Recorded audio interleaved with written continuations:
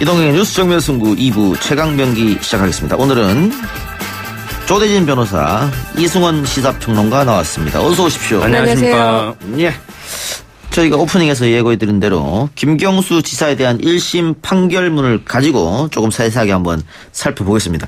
판결문 양이 상당히 길더라고요. 네, 좀 자세하게 설명을 하려고 한 듯한 내용이 보이고요. 예. 저는 이 판결문을 읽으면서 그 용어 있잖아요. 예. 재판부가 멋멋으로 보인다. 이 단어가 되게 많은 판결문인 것 같다는 생각이 좀 들었습니다. 보통 사실 확정을 할 때 뭐뭐이다, 뭐뭐로 확인된다, 뭐 이렇게 되는데 멋멋으로 보인다, 뭐 이런 식의 발언이 많아서 약간 좀 의아한 부분이 있었습니다. 예, 이승원 평론가도 판결을 다 살펴봤을 텐데 어떤 느낌이 드셨습니까? 다 보고 나서? 약간 확증 편향이라는 단어가 가장 먼저 떠올랐어요. 이게 이쪽 듣고 저쪽 듣고 이러니까 이렇고 저러니까 저런데 내 결론은 이거야 이런 것보다 그냥 특검 측에서 혹은 드루킹 측에서 주장했던 걸 일방적으로 믿고 답을 정해놓고 써 넣은 그런 판결문이 아닌가. 전 뭐 법조인은 아니기 때문에 과거 다른 판결문과 정확하게 비교하는 건 힘들지만 일단 뭐 특별한 협력 관계라는 얘기, 뭐 민주당 정치인들 이런 단어가 많이 나오거든요. 예. 그래서 개인적으로 뭔가 좀 감정을 실어서 판결문에 담으신 것은 아닌가 이런 생각도 함께 들었습니다. 네. 자, 판결문 하나하나 살펴봅시다. 가장 큰 쟁점은 김 지사가 킹크랩 시연회를 보고 작업을 승인했느냐 이 부분인데, 김경수 지사는 당시에 그 장소를 간 것은 맞다. 이건 시인. 네, 그러나 그렇죠. 킹크랩 시연 같은 걸 본 적이 없다. 이렇게 했단 말이죠. 네. 그런데 김동원 씨 같은 경우에는 우리가 킹크랩 시연회를 했고 김 지사가 긍정의 의미로 고개를 끄덕였다. 뭐 이런 거지 않습니까? 네. 그렇게 지금 증언이 대치되는 그런 상황이었는데, 재판부에서는 당시 네이버 로그인 기록을 보고 이날 시연회가 있었다라고 본 거죠. 네, 그렇죠. 수차례 한 10여 분 동안 이렇게 접속한 기록이 나타났고요. 그날 죄송합니다. 김경수 지사가 그날 방문한 날에 그렇게 수차례 접속한 기록으로 봐서 한 16분 정도였다고 하는데요.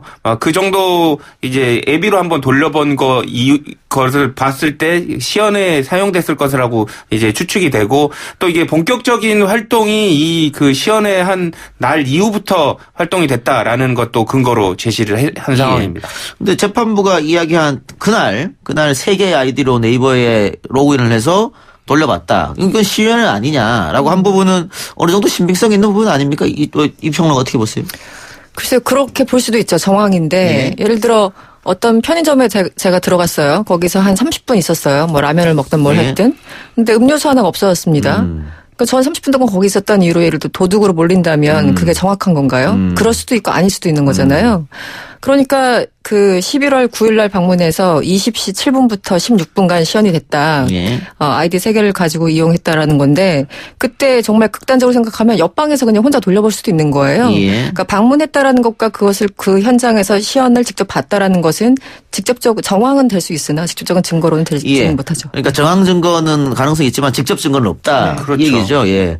그래서 그것을 밖에서 창문으로 본 사람 증언자도 있다라고 했었는데 나중에는 그 증거는 배척되는 거고요. 그렇죠. 예. 그랬는데 지금 판결문 가운데 진술 중 일부 허위 가능성이 있는 걸로 보이긴 하지만 그런 사정만으로 말씀드린 바와 같은 객관적 관계에 부합하는 진술마저 신빙성이 어렵다고 배척하기 어렵다. 이런 말도 있습니다. 기는. 그러니까 저는 이 대목이 제일 이해가 안 되는 부분인데요. 예. 이 부분이 이제 재판을 하는 과정에서 신빙성 탄핵이라고 합니다. 거짓말을 재판하는 과정에서 한 사람은 일부라도 거짓말을 하면 전체적인 진술이 다 거짓말일 가능성이 높거든요. 근데 이 재판부가 이례적으로 일부분이 허위일 가능성은 인정을 하면서도 그 사람들의 다른 진술은 또 받아들여 줬거든요. 예. 이런 부분들이 좀 보통 이런 판단 잘 안 하거든요. 그러니까 신빙성을 전체적으로 탄핵을 하는데 받아줬다는 것 자체가, 이런 굳이 설명까지 곁들이면서 받아줬다는 것 자체가 아주 좀 이례적인 것 같습니다. 예. 김 지사한테 가장 불리하게 작용한 것은 드루킹 김동원과 김 지사가 텔레그램이나 시그널로 메시지를 주고받은 겁니다. 이게 아마 재판부는 증거로 확실히 채택한 것 같아요. 네.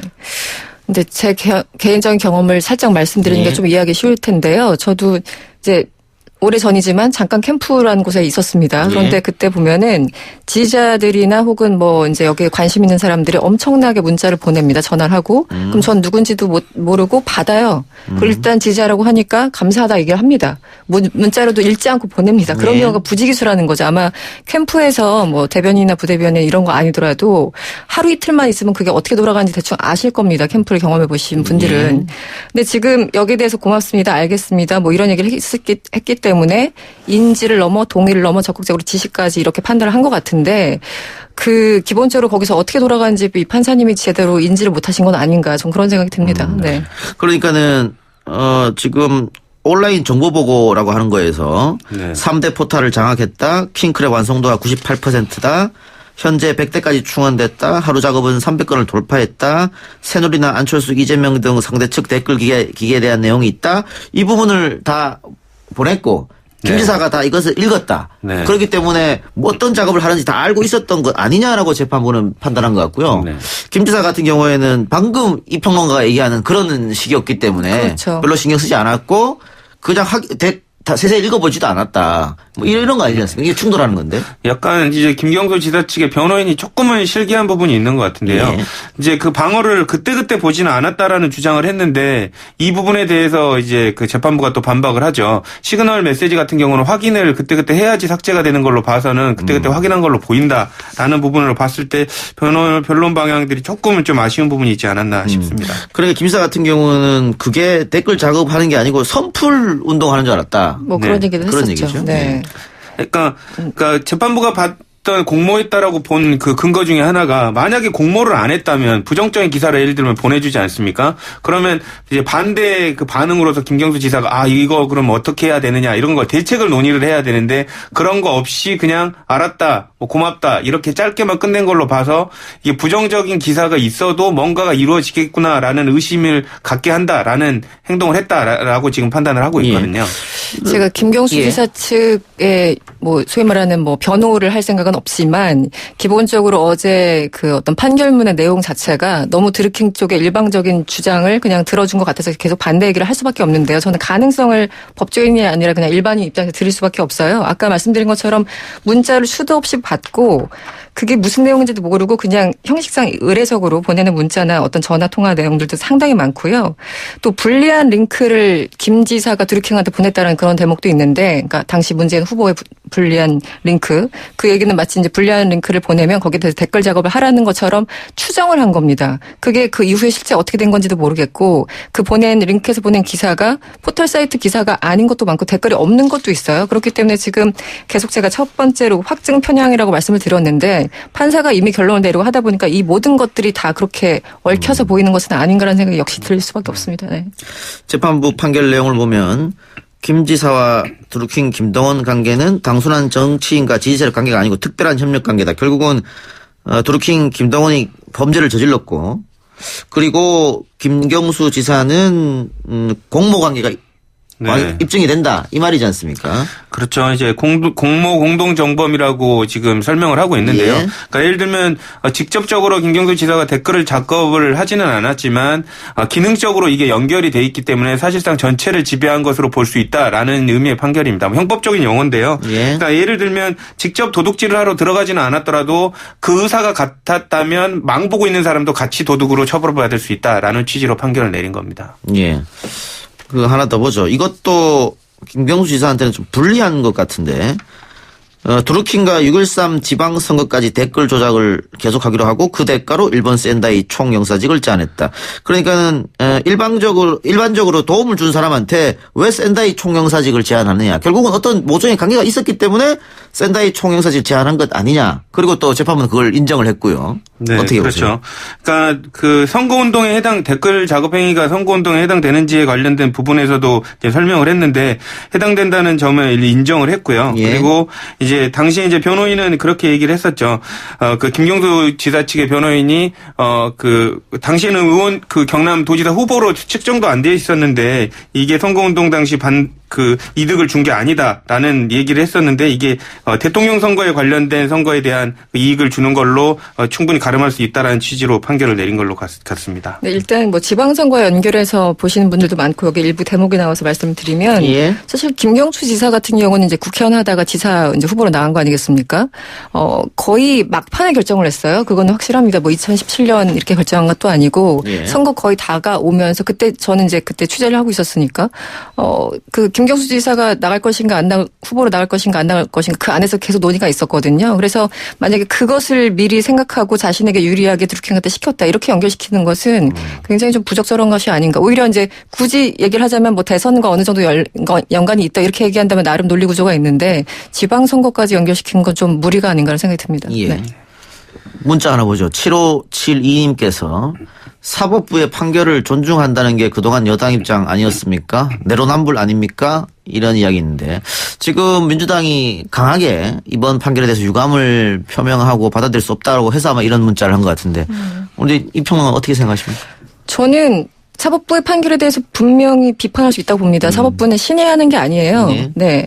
그냥 판사라는 사람 혹은 인간이 하는 겁니다. 그렇기 때문에 완벽할 수 없고 같은 사안에 대해서도 어떤 개인 그 판사 사람의 개인의 경험과 선입견과 정치적 성향에 따라서 같은 상황에 대해서 완전히 다른 판결을 내는 경우가 굉장히 많습니다. 그렇기 때문에 양형 기준이라는 걸 세워놓고 이제 형을 그 선고하는 건데요.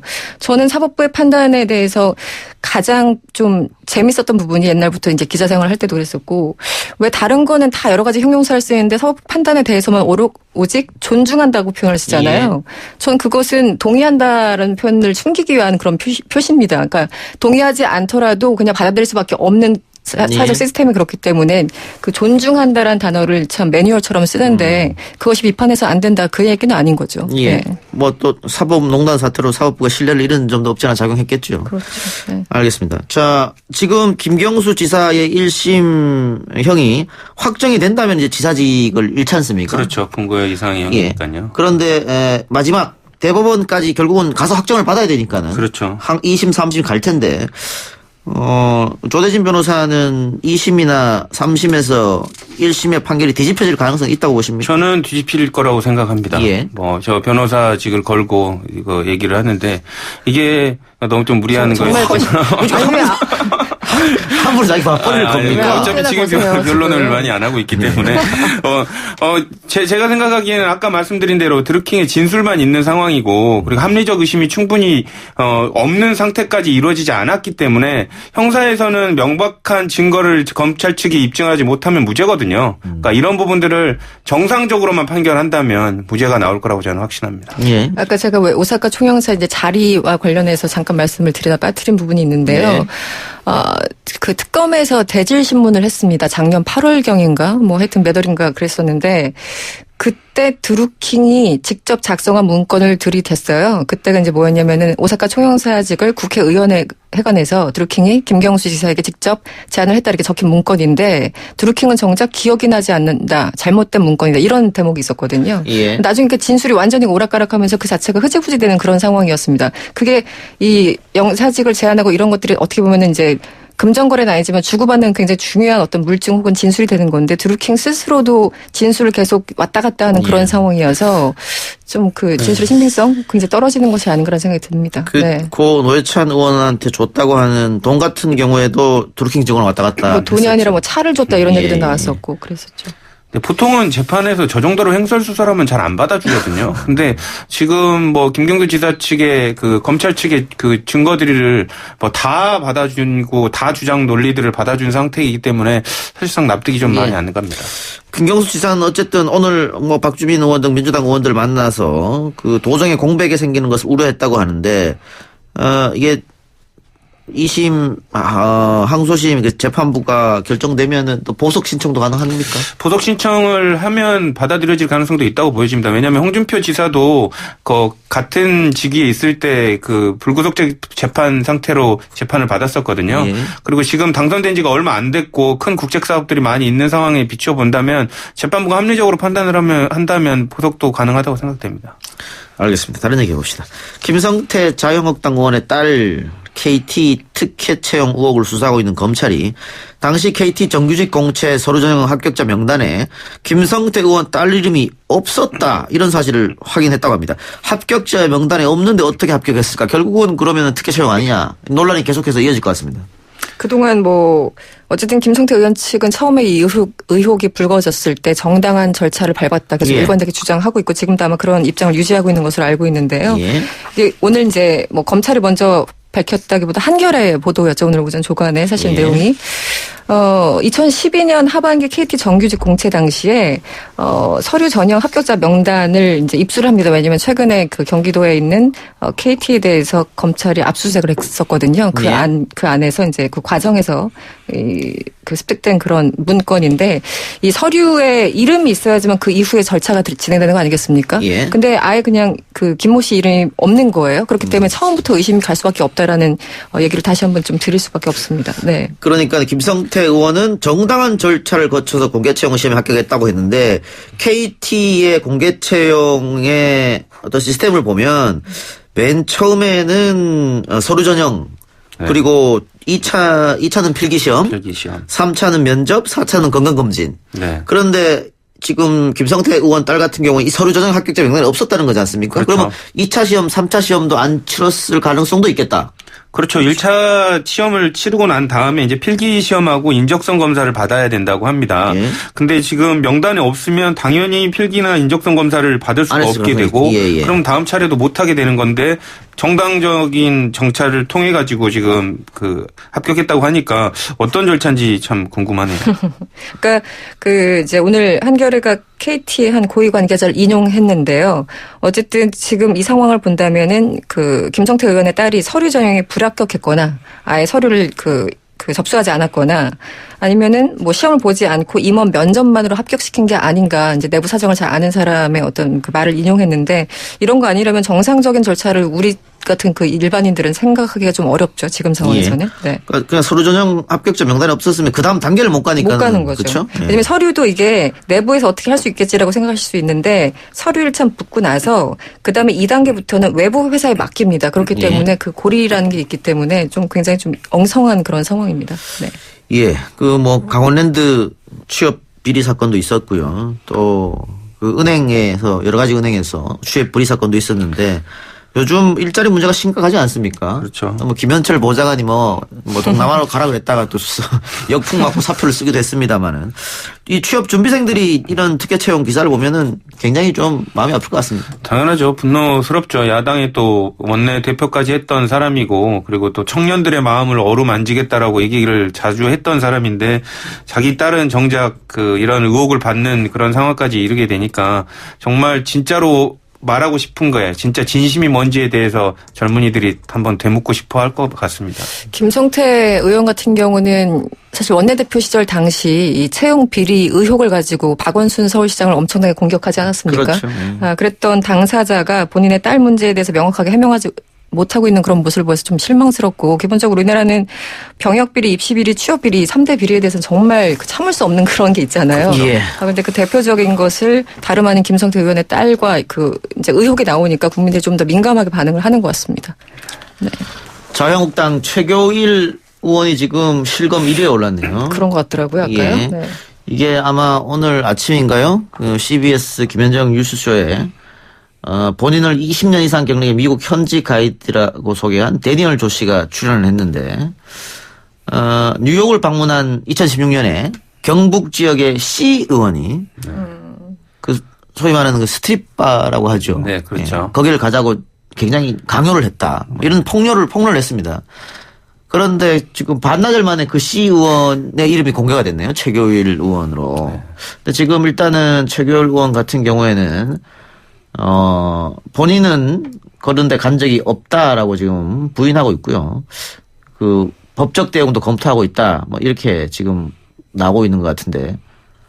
아는 변호사 사무실에 들렸고, 그 변호사, 사무실, 식사를 하는 도중에 갔던 그 식당에는, 예를 들면 스트릿바가 미국 법상으로는 허용되지 않는다라고 이렇게 해명도 내놨었거든요. 아주 강경하게 대처할 그런 입장을 나타내고 있습니다. 네.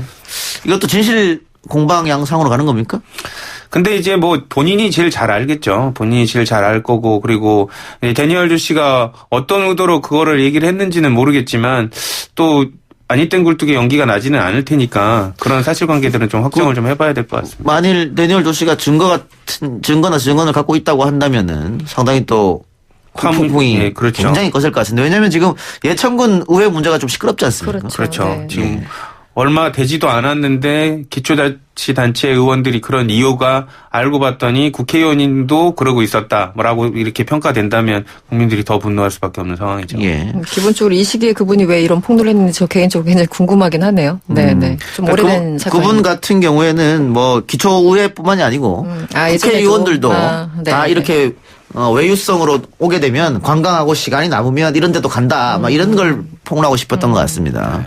이것도 근데 뭐 사실관계가 아직 모르니까 좀 봐야 될 것 같고 또 오늘 실검에 연속으로 오른 게 에스턴 마틴이라고 들어보셨습니까 혹시? 네, 들어봤습니다. 예. 그 김동성 선수 관련돼서 그 지금 뭐 소위 이제 확정되진 않았지만 내연녀라고 불리는 그 사람이 선물했다는 자동차. 예. 아주 비싸죠. 자기 어머니를 살해해달라고 청구해서 지금 재판 중에 있죠. 이 사람이 자기의 연인이었던 그 스케이터 김동선 선수에게 에스턴 마틴이라는 고가의 차량을 선물해줬는데 집 가격 정도 되더라고요. 2억 가격이 다양해요. 2억 5천만 원쯤 한답니다. 2억 5천만 원이요. 네. 차량 가격이. 그렇군요. 그래서 아마 화제가 돼서 실검에 계속 오르고 있는 것 같은데 과연 선물로 이런 걸 할 수 있느냐 뭐 이런 것 같아요. 근데 뭐 선물을 한 5억 원어치를 한 걸로 지금 보여지더라고요. 시계랑 에스턴 마틴 뭐 고가의 시계 등 되게 많아서 뭐 둘 사이는 둘만 알겠지만 어쨌든 이 일반 시민들이 납득하기에는 참 어려운 상황 같습니다. 예, 뭐 이런 뉴스 아까 뭐 최교일 의원 같으면 본인은 어쨌든 아니라고 합니다만은 외국에 나가서 스트릿바를 간다든가 선물로 2억 5천 원만짜리 자동차를 주고받는다거나 이런 뉴스를 우리 서민들이 보면 그냥 온몸에 힘이 촥촥 풀릴 것 같아요. 예. 그쵸. 일하기 싫죠, 한마디로. 아침에 내가 왜 눈 떠서 일을 해야 되나, 이런, 특히 요즘 같이 추운 겨울에 아침에 눈 뜨기 싫은데, 예. 네. 에스턴 마틴을 사는 것도 아니고 2억 5천짜리 차를 타고 다니는 참 대단한, 참 부럽습니다. 알겠습니다. 뭐 우리한테 그런 선물 안 들어오니까요. 네. 아니, 생각하지도 말고요. 예, 오늘 두 분의 말씀은 여기까지만 듣고 두 분 또 다음 주에 뵙는 걸로 하죠. 네. 지금까지 조대진 변호사, 이승원 시사평론가와 함께했습니다. 고맙습니다. 네, 고맙습니다. 감사합니다.